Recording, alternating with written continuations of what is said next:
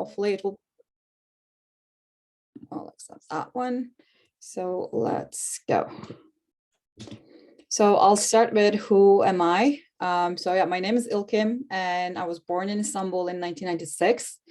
And I moved into like many different countries and many different cities. So you can see from there, Izmir, Ankara, Baku, Istanbul, London, Almaty, Munich, Alicante, Lahore, and now based in Dublin since 2020 September. So I actually have a bachelor's degree in international finance from Istanbul Bilgi University and master's in digital marketing from UCD Michael Smurfit. And right now I'm working as a digital marketing executive in Food Cloud, which is an NGO, an Irish NGO. So you might ask why I started with those informations, because that's my personal branding. So George Bernard Shaw said, life isn't about finding yourself, life is about creating yourself. So I could have started giving you other informations about myself, but I chose to give you the informations of like where I lived and what I have done and where I am right now. Because that's my personal brand. I intend to give people my background in living in different cultures and working interculturally, because that's what I'm trying to showcase, because that's one of my main skills, I would say. So personal branding can be quite a daunting and a medical task, because it's one of the easiest ways to get lost in the process and not to know how to start, where to start. So in both our look at me culture shift and evolving job market, it's both helpful and kind of necessary to stand out when applying for a job or starting your own company, or just, to be fair, existing at this moment. So a personal brand is for everyone. So here are some of my golden rules for creating an engaging, unique, and inviting personal brand. So first of all, why do we need personal branding? Because if you're not branding yourself, you can be sure that others do it for you. People will say you are who you are when people search your name on Google, but it is up to you to create that persona on Google. So we'll start with having a focus. Too many people are unfocused when it comes to the press and the coverage. They're trying to be everything to everyone. We need to decide what our key message is, and we need to stick to it. Only focus on one message at a time and keep your message focused for your target, and it will make it that much easier to both for you to create the content around your personal branding and also for others to define you. So the narrower the niche, the more focused your brand, your personal brand is, it's easier for people to understand you and remember who you are. The second one is be genuine. It is easy to have an original personal brand, and that is because if you're being genuine, if you're very authentic and real, it will come easy. So be genuine, and it will make it much easier to manage your personal brand, because you will be representing yourself. You will not be faking something or trying to be someone else. If you're deeply skilled in one area, then your reputation alone will help you build that brand you want in that area. So know who you are and play into your strengths and keep it real, and always stay true to yourself. And after staying focused to your brand and being genuine, you have to tell a story, because the most effective personal branding strategy right now is to build a true narrative. So if your personal story, your personal brand isn't telling a story, you already lost half of your potential audience, because the most effective personal branding strategy these days is to build a true narrative. No one wants to hear you shout about your brand into social media or you to create random stories around it. They want you to tell the story. Create a story around your brand that your audience can engage with, that audience can actually relate to. That's why I always start by telling my story, like how I got here, who I am.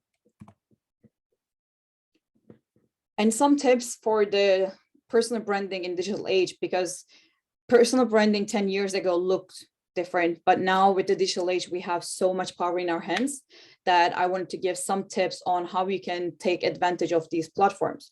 So I will always start with your CV. A well-constructed CV could make a big difference between getting an interview for your dream job or not. So knowing what you should write and how you should do it can be like a letter to your success.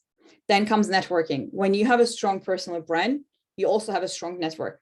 A personal brand will connect you with your potential employers and opportunities. And for that, you need the networking. The third one I put here can differ for many different industries, but portfolios are a great way to demonstrate the competencies you would list on your resume and talk about in an interview. They allow you to show and not actually just tell. Back to telling the story. So during a job search, the portfolio will showcase your work to potential employers. It will present as an evidence of your relevant skills and abilities. And portfolios are also helpful for independent contractors, consultants. I started mine when I started working as a freelancer, for example. To dive deeper in the CV part. So, don't forget, this is the first thing, almost like the first impression to the employers. This is what they see when you apply for a job. So you need to put your personal branding there. You have to start strong. Start with a summary of your skills and key accomplishments. This will attract the recruiter and grab their attention from the outset. The personal statement is an important part of your CV and tells everyone exactly who you are. So you want to make the right impression. Secondly, you want to emphasize results rather than responsibilities, because at this era, people are focused on numbers. So instead of just listing your past responsibilities, make your CV stand out by emphasizing your results. So using quantifiable data to show your accomplishments. Let's say instead of putting, I help increase social media engagement for company X, you want to put it as I increase social media engagement by 38% for company X, because people like the proof, they like numeric examples. After that, it comes to customizing for the job you want. So don't use the same CV over and over. Make a template, create your base CV with the things like the major things, priorities that you need. But then depending on every different job description, you just customize it. So use the power words that they're looking in their description. If they're saying they're looking for a, let's say, intercultural communicator, make sure that it is on your CV as a skill. Or let's say you're applying for Slack, so use their company colors to catch their attention. Because if you use the colors, people who work in those companies, they're really familiar with those colors because they work in that color. So if your CV is in the same color, it will grab their attention. It will look more familiar. And if it's more familiar, it will be harder for them to actually forget who you are. And then demonstrate that you are connected, like show them you know about the company, you know about the industry, you know about their goals. A lot of companies, they will post about their like annual reports or their strategic plan online. So you might have an idea where they want to reach to. And then you can showcase saying that I want to be in this process because I believe I have what you need, such as, oh, you're trying to grow into Spanish market. I speak Spanish, I have Spanish network, I know people in that industry. I will be a huge benefit to the company. Then we have networking.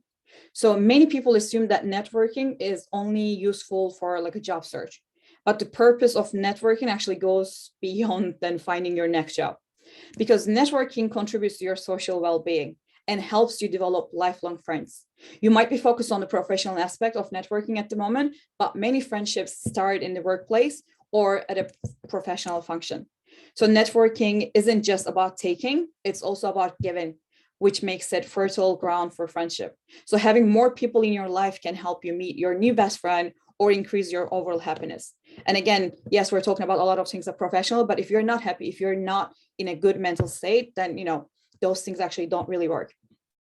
But then besides the social benefits, building relationships can be the key to making huge strides in your career path. So even if you're not looking for a job right now, networking can bring interesting and relevant opportunities your way. A personal LinkedIn connection may reach out about a role that's perfect for you. They could also ask for your help to pursue a passion project. When people know what you're interested in, they can help you find opportunities that you may have otherwise missed.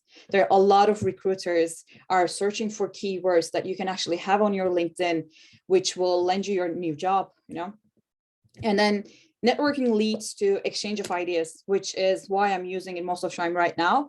So new ideas can keep you growing professionally and trying new things, and also help your brain to stay active. So hearing what other people are doing at their companies can also inspire you to bring new techniques or skills to your job, or they might be the solution to a problem that you have been trying to solve for ages. Fresh ideas will and can help you stand out and succeed in your current role. Discussing your work with new connections, it will offer you a unique perspective because you will be introducing them to your job. So it also enhances your motivation and your creative thinking. Or like if you're feeling stuck on a project, a brainstorming session with someone in your network can help get the gears turning. I remember the first time I started freelancing, I actually had no idea how much I was supposed to charge my clients. So what I did is that I got into LinkedIn and I got into groups for freelancers, digital marketing, all those kind of things. And I started making connections and asking people how they got into this field, how it is working for them, and how they decided on their charges and everything.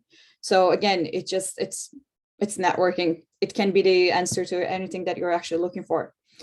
Other thing, networking helps you to meet people at all professional levels. So sometimes like at certain organizations and companies, accessing higher ups can be quite difficult. So this is where networking can introduce you to more experienced professionals. The opportunity to access their wisdom, career advice might be the key to your like future professional growth. So these connections present new opportunities for mentorship or your career development. It also empowers you to share your skills. Professional networking with a coworker who you admire can lead you to find a new mentor. It just takes a quick coffee, a small talk at an industry or like networking events, one of these webinars, just don't be shy and say hi, because why not? And then the other thing is that like when I say like don't be shy, say hi, networking can actually boost your professional confidence as well. It is hard, but professional networking is a really good exercise in confidence, especially for people who are shy and introverted. That's part of why so many people actually avoid networking. However, once you find yourself discussing your common interests with a new friend, you will see that networking isn't so bad and doesn't have to be that hard. Just put yourself out there, speak about what matters to you, and you will eventually find people that share the common interest, and that will be the start of a new network, a new connection for you. Then we have portfolio. So I did digital marketing. So portfolio for me is almost like a mandatory thing for a job application. For some roles, it's not mandatory, but I always think that it is a nice way. It's a nice way of putting like a compilation of your work samples and professional documentations that like provides proof of your accomplishments and why you deserve that job. It can be a physical book, a binder that, you put samples of your work, or it can be a digital portfolio. They allow you to show and not just tell. So you're actually telling your story. During a job search, the portfolio showcases your work to potential employers. It's a proof, it presents evidence of your relevant skills and abilities that you presented on your CV previously. They're also really helpful for independent contractors, as I mentioned. I landed most of my clients thanks to my portfolio. And then outside of a job or like a client search, archiving your work in a portfolio is a great way of keeping track of your accomplishments and your work. It's almost like having your own best practices. So you can go back and see what worked for you before and what didn't work and what you actually need to improve in yourself. And for most people, actually, LinkedIn is their portfolio, which works pretty well, and it's free. But since it's a social platform, people do get distracted and they get lost in the platform. So while they're checking your profile, they might see something else. They might, they work for X company. I'm going to check the X company. So they will get distracted and they will lose you on that platform. So that's why you might want to have a different platform where you can showcase just you and your work. Oops, next slide. So since I said LinkedIn, I want to kind of go in that area as well. So like, did you guys know that LinkedIn is actually older than Facebook, Twitter, Snapchat, and Instagram? So the LinkedIn was first began in co-founder Reid Hoffman's living room in 2002, then officially launched in 2003. Right now, it has over 740 million users in more than 200 countries and territories across the globe. That's a big, big platform. For a job seeker, LinkedIn is a big ocean of jobs, opportunities, and engagement. You can personalize your connection requests to recruiters to let them know that you're interested.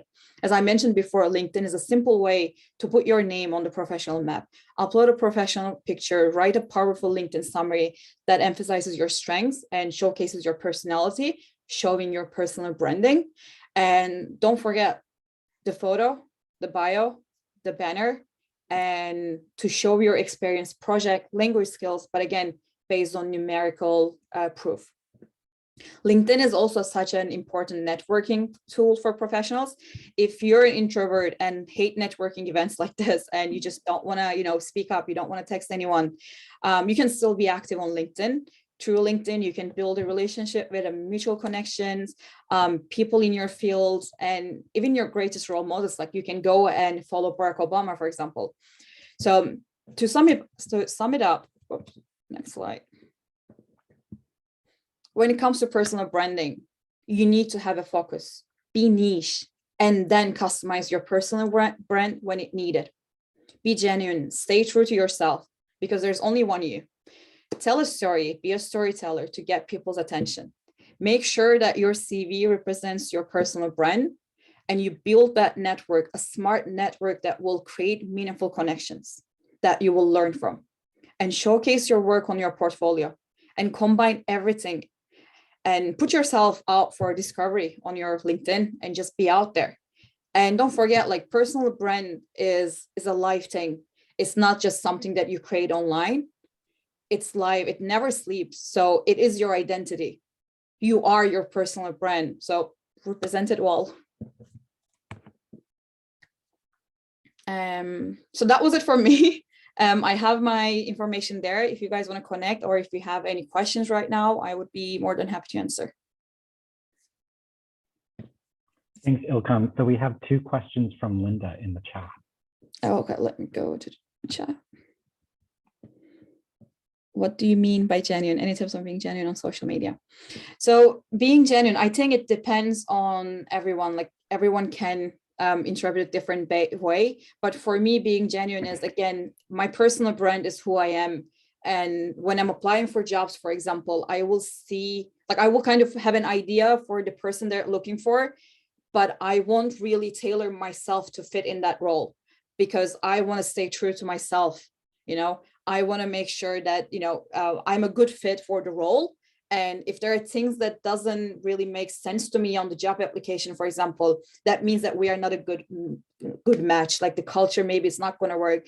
And on social media, there are a lot of people, they're just like posting things because that's the trend thing to do, or that's what they think that will get the likes, the engagement. So that's why I say be genuine and, just be yourself. Don't try to fit in boxes. Just, be who you are. Another question there I see, any tips on finding the focus? I think a lot of people might find it hard to find. Oh yes, it is. Like even for me right now, I always get lost when I am kind of working on my personal brand.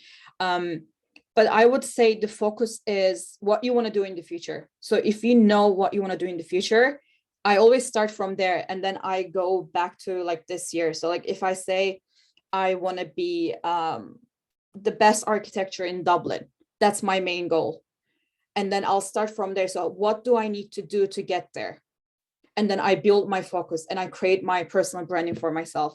If I see that the future best architecture has to be someone who is well-traveled, let's say, I really don't know about architecture, but if it's the thing, then I will make sure that my focus is well-traveled, well-cultured, lived in Italy or something like that. Just like, it's all about finding the goal and then kind of narrowing it down to what needs to be your focus to work on that goal. How would you go about reaching out to someone to network who you don't know personally? For example, someone who's in the industry or career role that you wish to be in the future. So I actually do this a lot, Heather. Whenever I go on LinkedIn, and like, I swear, I think I spend 1-2 hours at least every day on LinkedIn. I will find all those people that's like working in Dublin in digital marketing roles, and I will look at their profile and then I will kind of examine what they have done. And if I want to connect them, I will connect with a message. I will say, dear Brian, I love what you have done. I am also a digital marketing, just starting in Dublin. I would love to get some ideas from you. I would love to, keep in touch, get more of your shares and your articles. And sometimes if I'm really interested, I would actually ask if I can have a call with them.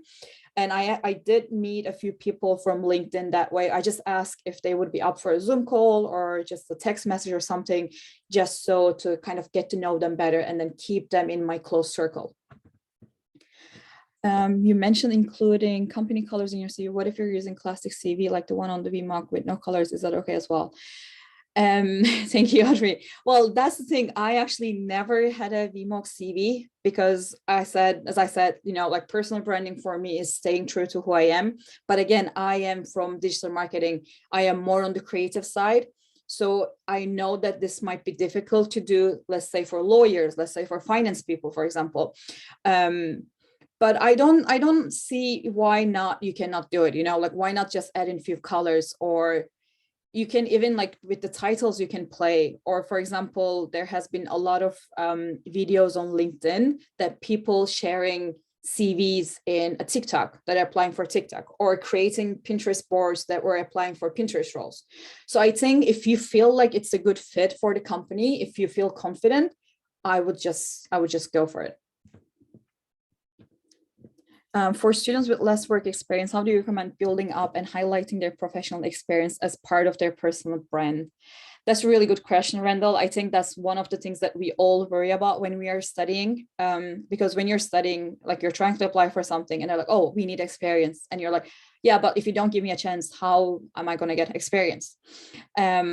But we, like, for example, like in UCD, there's so many ways to stay active and then build up your professional skills. So while you're doing team presentation, for example, I would highly recommend put that presentation in your LinkedIn profile, put the link there, and then kind of explain what you have done and just showcase that one. You might not have the professional experience, but you're going through studies, you're studying with like tens of different cultures and working with people that you have never met before. So in a way, masters, bachelors are almost like a smaller, like a more narrow version of working in a company. So, you know, if you think that your learning experience, your presentation is a good fit for what the company is asking for, I would say use it and use it well. What do you think is the difference between the networking in the workplace and the networking in the campus? It's quite similar because both of those places are really big most of the time. So in the campus, there are so many different backgrounds, right? You have like finance, you have marketing, you have engineering, you have doctors. And then in the workplace, it's going to be the same. You might work in the marketing department, but you will have IT engineers working in the application of your company.